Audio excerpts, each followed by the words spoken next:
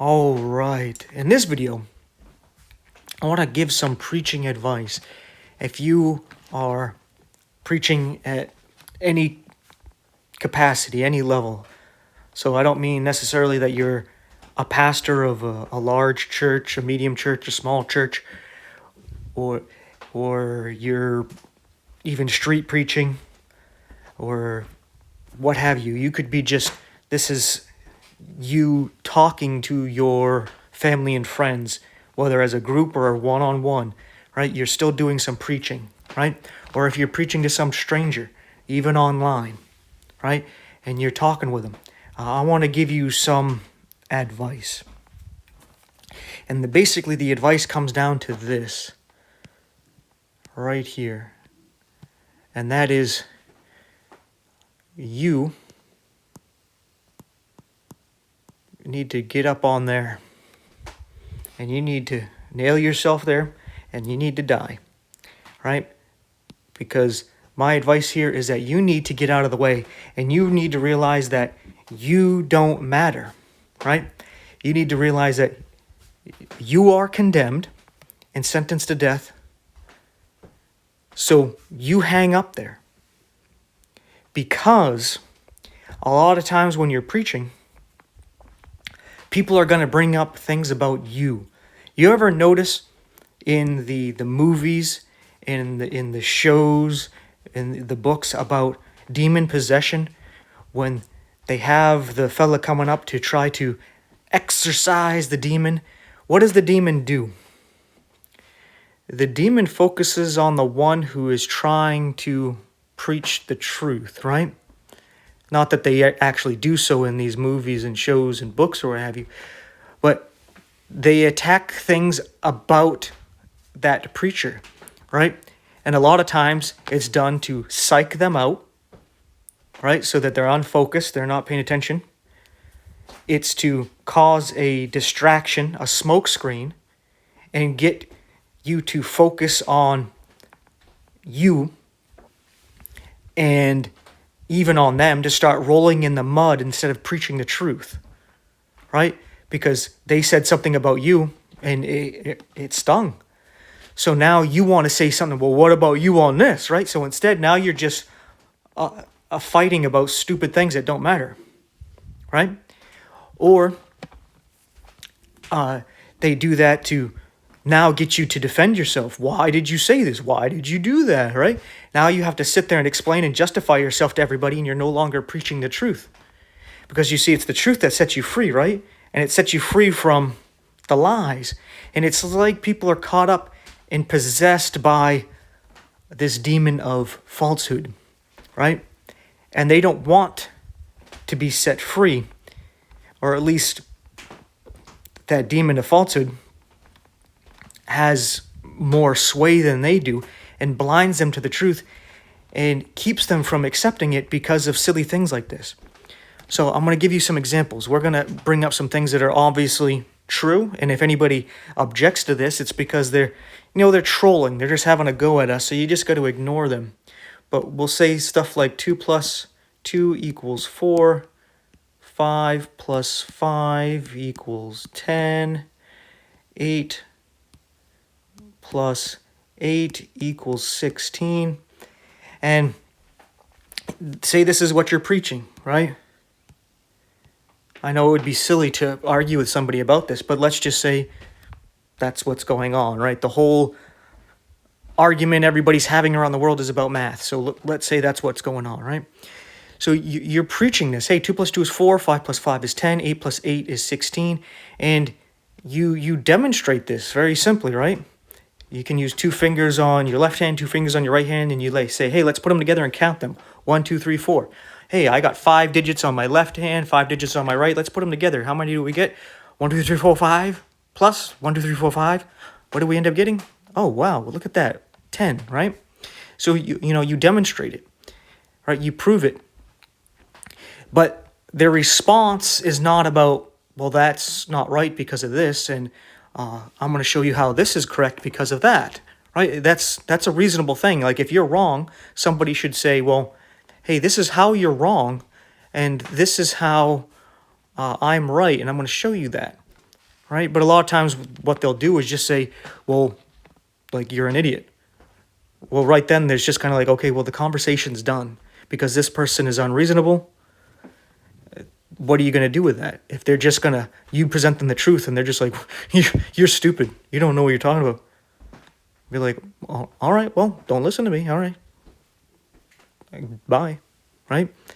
If that's how they are, they're hard-hearted, they're blind, they're deaf, right? You don't want to sit there and paint a picture to a blind person or sing a song to the deaf, right? So don't stress yourself out trying to talk to somebody who obviously doesn't respect you and doesn't care about the truth, right? But one of the other things that you'll see that's very common is they'll attack, like I said, you. Because a lot of times you're not just reaching some stranger online. Sometimes you're talking to family members, you're talking to friends, and they remember things that you have said and done in the past, right? And they'll bring that up. Like, you're bringing up the truth to them, and they don't want to accept it. So one of the reactions they have to this, to justify rejecting the truth and believing a lie, is to focus on the messenger. And this is why I say you need to get up here and realize, yeah, they may say things that are true. You said some things that were not right. Right? You lied to them and you hurt their feelings, and right, you betrayed them in some way. You did this, you did that, right? And the things may be true, right? But let's say all these things were done before you converted, before you believed the gospel, right? Or they were done around the time you accepted the gospel and you were still growing as a Christian, right? You were still coming out of the world and learning to walk with God, to end up conquering your flesh and bring every thought into the captivity of the mind of Christ and have your mind renewed, right? So yeah, you're not perfect, and you need to just get up there on that cross. So when they say, hey, you're a piece of shit, which is something they may say, right? Because you see in the movies and the shows, they're going to say things that offend you, right? You need to just be like, you don't have to say it, but you just have to be within yourself, you're right. And just hang up on the cross and be like, it doesn't matter, right? You can just be like, yeah, I am a piece of shit. But that doesn't change this now, does it? Okay, right? I'm a piece of shit. Let's say I went and, yeah, in the past I worshiped Satan and I did horrible things to children, I even sacrificed them, right? But now I believe the truth, where I used to believe 2 plus 2 was 3 and 5 plus 5 is 20 and 8 plus 8 was 4, right? And that's what we were teaching in Satanism. But now I'm bringing you the truth. And they're like, yeah, but you did these things. And be like, yeah, I did. But that doesn't change the fact that this is true. So you need to stick on the message, right? You can't get sidetracked. And sometimes they're going to say things that aren't true, right? They're going to exaggerate things you did, right? Let's say, like, with a brother, like you gave him a nudge out of the way, and then they exaggerated the fact that, oh, you shoved me into the wall, right? Sometimes they're going to exaggerate, and you just got to ignore it and be like, okay, whatever. I shoved you into the wall. Okay, whatever. How does that change what this? How does that make this not true? Right? You keep them focused on the truth. Right? Being like, do you see what you're doing? You're trying to deny the truth and making an excuse to do it. And sometimes they're going to just make up stuff, right? They're going to say some weird things like, oh, I saw you punch a baby. You slapped my mother. I know that really you're Hitler's clone. They cloned you from Hitler's DNA, right? Let's just say they say the weirdest things, right? You just need to ignore it. Because what is the topic here? The topic is correct math, right? This is the truth. This is representing you preaching the truth of the Word of God, the gospel to them, right? And if they are just want to focus on something else, which is you need to just sit there and take it as if you're hanging on that cross. You can't defend yourself, and you just got to take it, just like Jesus did. And you just reveal to them the truth. You just keep the focus on the truth until they walk away. They don't want anything to do with it, right? Because the demons don't want the truth, because it's a light. And when you keep presenting that light, it irritates them. And since they're irritated, that's why they want to try to irritate you. They're trying to put the light out. And if they can, you're shining that light of the truth, right? Like a bright light in their face. But if they can get you to put the light down and start focusing on you or anything else they can get you to focus on, well, then that light's not shining on them, right? Because that's what irritates them. And you can see that the demons come out when you present somebody with the truth. These people would be normally, you think of they're reasonable, logical people. They're nice people. But then when you present them to the truth, and it's obviously proven that they're wrong and you're right, and they don't want to accept that, all of a sudden they're very irrational, unreasonable people, because there's some kind of demonic influence there, right? Where they're trying to put that light out, and they're getting upset that you're shining light. Because why else would somebody get upset, right? If somebody came up to me and they were telling me, whether it's a truth or a lie, it doesn't matter. Let's say they're saying 10 plus 10 is 20, but they're also saying 5 plus 5 is 20. They're like, 5 plus 5 is 20 and 10 plus 10 is 20. Okay. So they're preaching some truth, and somebody there is preaching a lie. A reasonable, logical thing to do is be like, okay, whatever, and walk away. If you agree, okay, you agree. Whatever, walk away. You disagree? Okay, you disagree, walk away. Right? But if you start getting upset about it, why? Why are you getting upset? The only way you would get upset is that if you have an attachment to something, right? If there's something that's a foundation to you and who you are and your beliefs, right? And the truth is actually convicting you that you're wrong, right? What you're basing your beliefs on is wrong, and your beliefs make up who you are. It's like destroying you, right? So if you got some attachment there, it's going to upset you. And then that's what you see. These people just get irritated, and they act like demons and just try to provoke you. And what's funny about this is that in the movies and in the shows and the books, what are they basically surrounded around?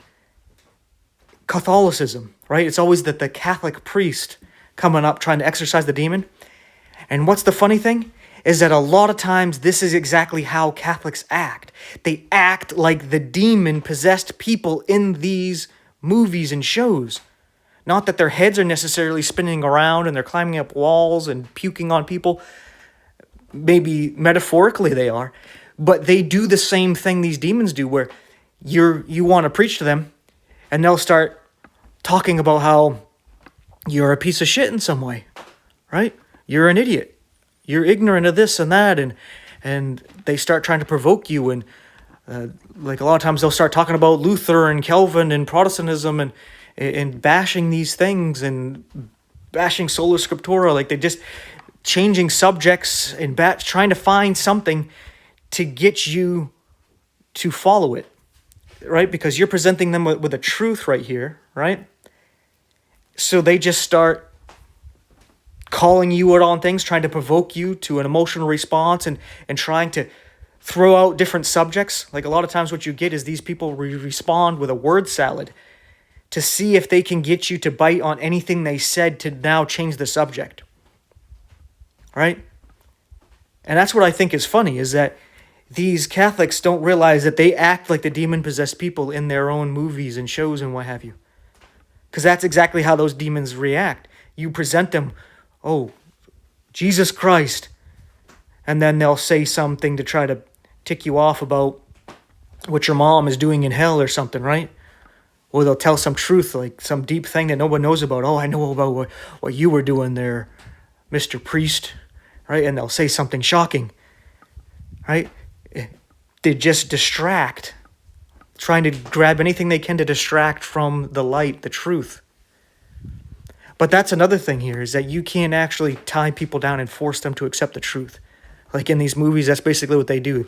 Oh, we're doing an intervention. We're going to tie you down and force the demon out. Well, that's not quite how it works, right? Well, we're not going to really get into that, but ultimately,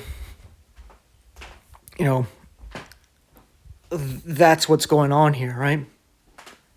And that's what you may notice. So the whole point of this, like I'm saying here, is you need to die. You need to realize that when they see you, they don't see, the new creature you, the born again you, right? Unless the only way they see that is if you die up on the cross. When they're sitting there trying to provoke you and bring up things about your past, if you respond to it and react to it, they'll be like, oh, see, it's the same old you. But if you just be like, yeah, right? Okay, well, let's focus on the truth. And they see that you don't even care because you realize you don't matter, and be like, yeah, I'm just giving you the truth. Me, I don't matter. Why am I going to sit here and defend myself? Even if what you're saying is a lie. Jesus didn't defend himself. He was silent to the slaughter. All right, well, slaughter me, whatever. I don't matter. What matters here is the truth here. And you don't want to focus on that. And that's why you're trying to attack me and get rid of me, because you don't want the truth. And you're trying to get me to come down from the cross and to defend myself, just like they did with Jesus, right? If you're really the Son of God, come down and save yourself, right? Well, don't do it. Just hang up there, right? You realize when you're preaching the truth, you're going to have to die, which means don't defend yourself and take it. And sometimes that's how it is. It's just with words. They're not necessarily punching you in the face. But even if it comes down to that, it's still show them that, hey, I'm not your enemy. I'm not fighting against you. You're fighting against me. Can't you see that the spirit with you is violent and angry? I'm not fighting against you. I'm not trying to hit you. I'm not even trying to defend myself. I'm just talking to you, trying to reason with you, and look how you're responding. Right? You try to convict them of the truth and show them who and what they really are and the spirit behind them. Right? To show them, hey, maybe they really are wrong and need to accept this. Right? Because they're responding in a way that's demonic.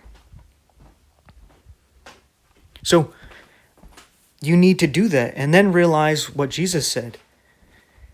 Right? He said, don't give your pearls to the pigs and to the swine. I mean, to the dogs and the swine. Swine and pigs, same thing, if you didn't know. But yeah, to the dogs and pigs, don't give your pearls to that. And what he means by that is the truth, the pearls of the word of God. How is a pearl formed? By suffering. By the God suffering, and the people who put together the scriptures, as in wrote them, were used. They went through suffering. The scriptures are the pearl, right? And you want to present this truth to people who want it and appreciate it and realize its value. But a dog and a pig, they don't. You can say they're devil-possessed, devil-influenced, but they don't care about the truth. They're going to trample over it, and they're going to mock it like, yeah, whatever. Bleh. Well, everybody else believes this. The professors believe that. All the theologians that are educated don't agree with you. And he's like, well, how does that disprove this? You're not actually giving me evidence, right? Majority does not prove anything, right? Having somebody who's a theologian, they're not infallible. They're highly educated, doesn't make them infallible, right? Doesn't mean they can't be questioned and they're not wrong, right? So, you don't give them these pearls, because not only will they just destroy the truth, as in they just mock it and disrespect it, but then they also go and they turn and rend you as well, as in they tear you apart. And that's what you'll notice with these people. You present them the truth and they dismiss it, and then they start provoking you. Well, then hey, they're showing that they're a dog, they're a pig. Jesus said, don't bother with them, with these people. And sometimes you realize that these are people that are not just random people, but family and friends, people close to you. They're spiritually these dogs and they're pigs. I even had a family member talk to me about they had this dream going on where they were at a house they used to live at, and they were in a room, and different things were going on, like creepy demonic things, and that they themselves turned into like a dog. Like they were transforming. And I was telling them, that's kind of strange. Maybe God's trying to warn you about something, because dogs represent the unbelievers. They represent like basically being demon possessed kind of stuff, right? Like you're unclean kind of thing, right? It's just kind of like, oh wow, right? And just kind of dismissed it. But then later on, I talked to this person about some things. And one of the things was, I brought up, hey, you're being a hypocrite. You need to practice what you preach on a certain thing. I'm trying to remember exactly what it was. We're just going to say medicine here, right? Because there's certain medicine you can get from, the doctors, right? This is supposed to be a bottle of your prescription medicine, right? And there's side effects from it, right? But you'll go and take that. And then I mentioned, well, there's this other thing over here that is a medicine, but it's not something that's prescribed or that you can get prescribed, but it's something that you can use to help you with something. And he'd be like, oh no, well, you're not a doctor kind of thing, and the side effects. And it was like, well, yeah, this thing tells you the side effects and they're not good, but you're going to take that. But yeah, there's these side effects, but they're from long-term use and they're not even that damaging, and you're not going to use it long-term, right? So do you not see that you're being inconsistent here? You're over here, oh yeah, I don't care. Yeah, the side effects, whatever, I'm still going to take it. But here, oh no, I'm worried about the side effects. Why? Right? And the response to it when I was like, hey, you're kind of being a hypocrite here. You're being inconsistent.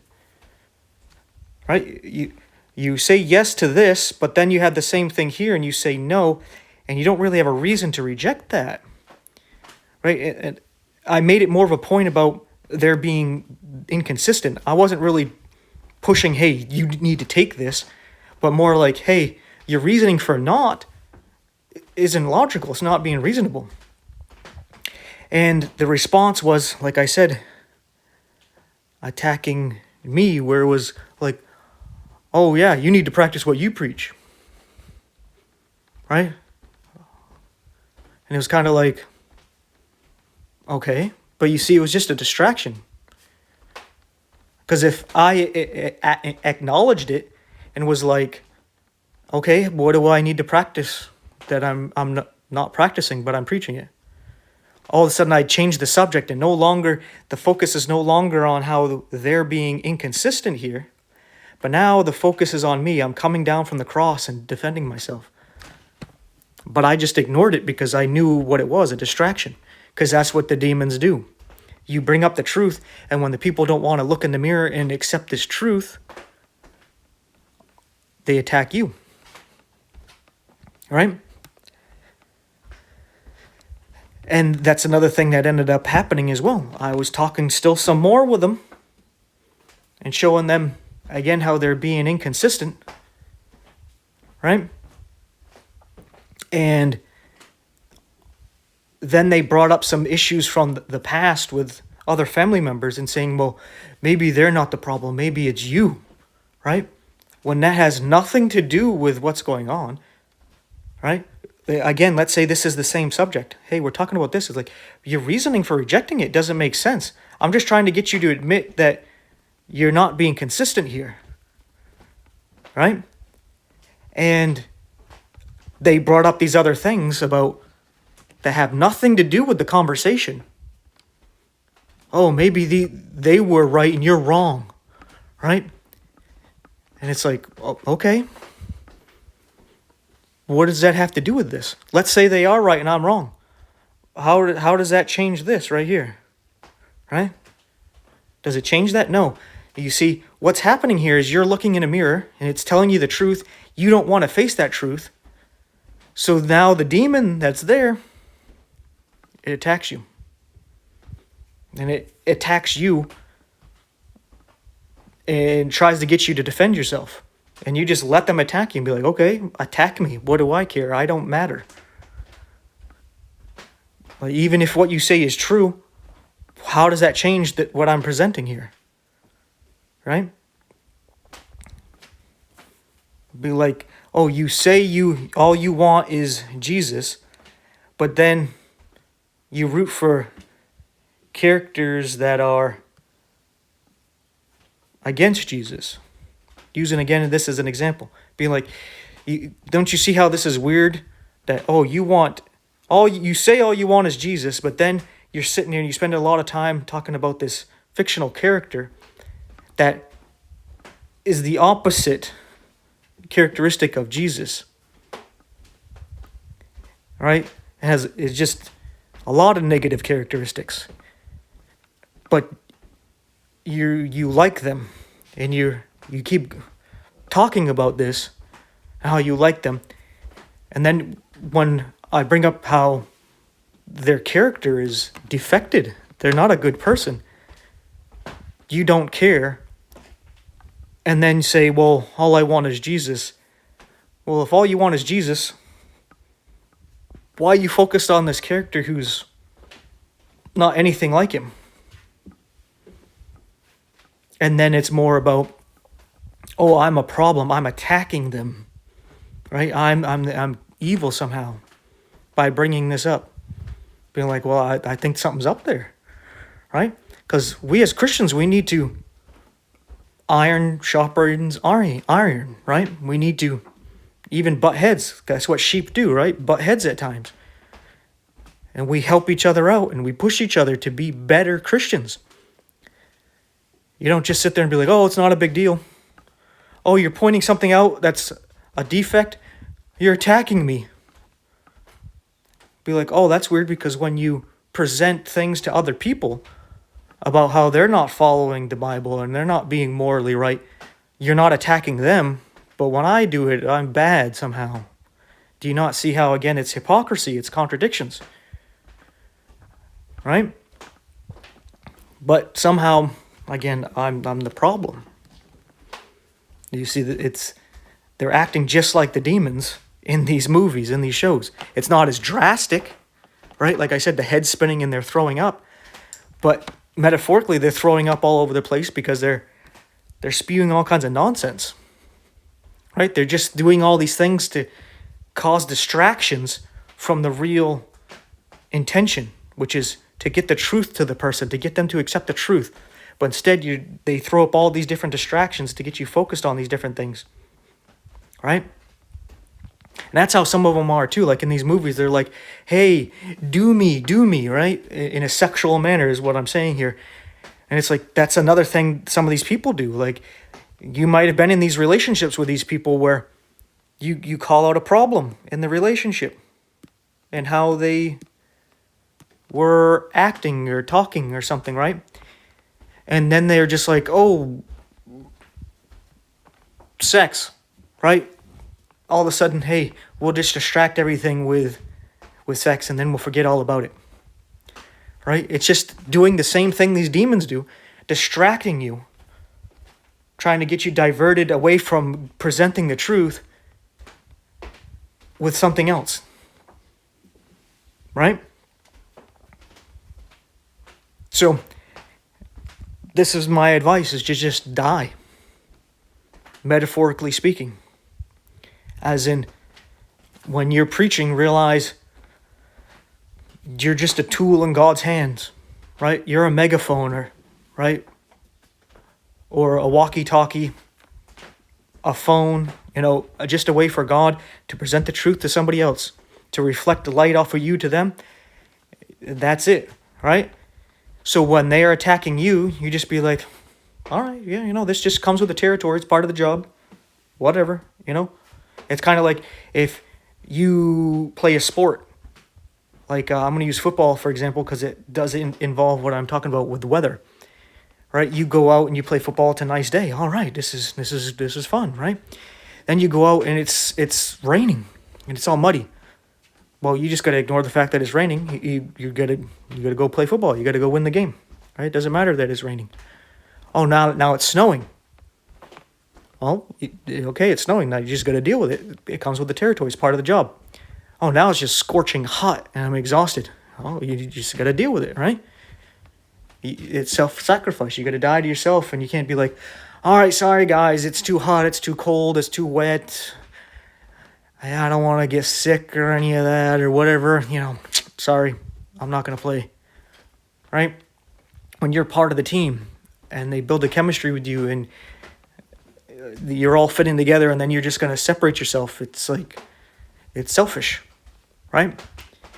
So you just gotta grin and bear it and realize that's what's going to happen. But also, the last thing I'll say is it doesn't mean you have to sit there and deal with it. As in, yeah, you don't have to defend yourself, but or I recommend you don't defend yourself, but you can also just walk away, right? You can walk away silently, or you can walk away and be like, all I did was try to present to you the truth here, and the way you responded was very disrespectfully and shows that you don't care about the truth and you don't really care about me. So we're done here. And, that's that, right? And there you go. That's that. And they may say some other stuff and let them have the last word. Doesn't matter what they have to say, right? Because they obviously don't care. And you can't convince them to even admit the fact that they don't care. Right? Because their response is probably going to be a rejection of what you're saying. Oh no, I care about the truth. Right? I'm not rejecting it, and I didn't do anything wrong. I didn't disrespect you. You're just soft or weak or something, right? Their response is going to be justifying themselves and rejecting what you said, even though it's true. And you can't sit there and fight with them and be like, I showed you how 2 + 2 is 4, and you said no, it's not true. That's not being reasonable. They're not going to admit that it's not reasonable, right? You can't get him to admit that, to accept it. So don't waste your time, right? You just die there and you just preach. Right? It's the foolishness of preaching that God chooses to save those that believe. Not to beat over the head of those that don't believe. All right, they don't believe. Why keep bothering them with it? Right? So like, if you're out there on the streets and you're preaching, for example, and there's somebody coming up saying how you're a douchebag, you don't respond to them. You just keep preaching to everybody. And if they're yelling in your face, you just keep preaching, letting everybody know, hey, all I'm doing is trying to preach here, and look how this person's responding. Isn't that strange? Why is this person reacting in such a way? Would this person do that if I was preaching Islam here on the street? If I was preaching some form of Judaism on the street? Would they be doing this? Would they be doing this if I was preaching just about anything else? But since I'm sitting here just trying to preach the truth, all of a sudden, look at the demons that come out of people.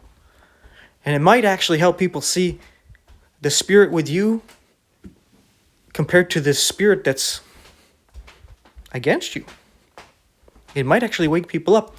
You just don't let them take you down from the cross. Because they try to get you to, instead of preaching the message, to get you to defend yourself, to focus on yourself, and to focus on them. Right? They're time wasters. They're trying to get you to roll around in the mud with them like the dogs and pigs that they are. and you just ignore them. Let them roll around in the mud and try to get you to go in there with them, and just be like, no, I'm busy here, and you keep preaching until there's somebody that actually responds to the truth. So, with all that being said, I hope this helps for all of you who are doing that. I had to live this out to learn this myself, because I would spend a lot of time trying to reach people who obviously didn't care. And my wife would always tell me, like, why are you doing this? And I'd be like, well, not only am I trying to reach them, but I'm also learning by their responses. Their responses, I know they don't care, but I get to see their arguments and try to understand where they're coming from. And it's helping me learn that I'm actually in the truth here, because everything they present is just foolish. It's unreasonable. It's irrational. Like, it's appeal to majority. It's appeal to authority. It's not appeal to the truth, right? Something along those lines. It appeal to their ignorance, right? So it's like, yeah, I'm learning from this. And not only that, from what I learn, I can make a video and share with others where they can learn from my experience, from what I did, so they don't got to do the same thing. But I also thought it was kind of funny, because then she would spend time keep trying to reach her parents when they obviously didn't care, right? So it was kind of like, yeah, you see me doing it, and you're like, wow, I'm a fool for doing it. They don't care. But here you are doing the same thing, right? But I'm not, like, condemning her for it. I'm just saying, we tend to be like that. We can see the issue with somebody else, but a lot of times we don't see it with ourselves.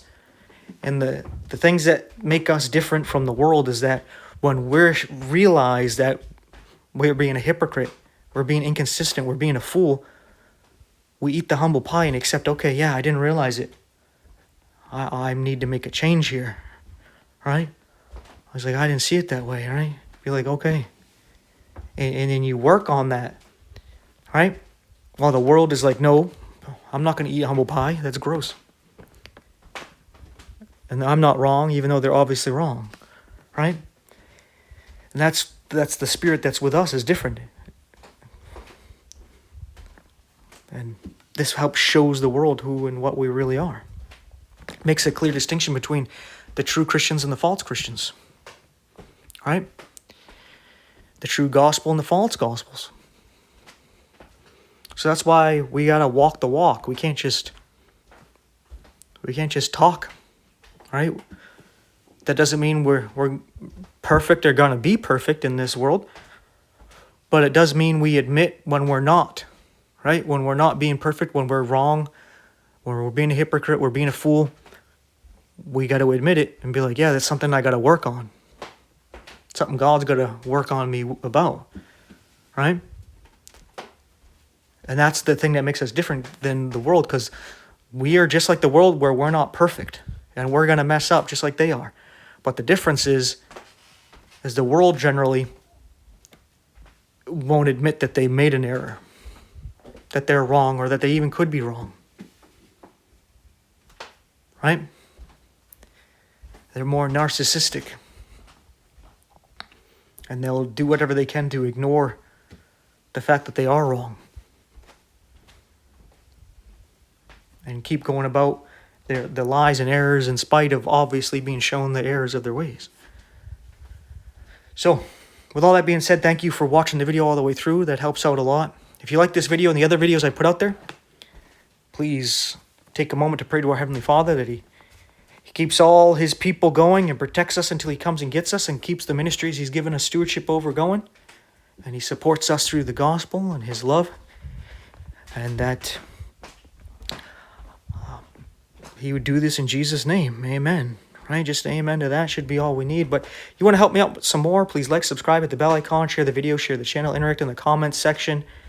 These things help out a lot. And if you're a cheerful giver, as in if you want to and you're able to support financially, there's 4 ways you can help me out in the info description box there. And that would be appreciated. So with all that being said, thank you so much for watching. Take care, and I will see you in the next one.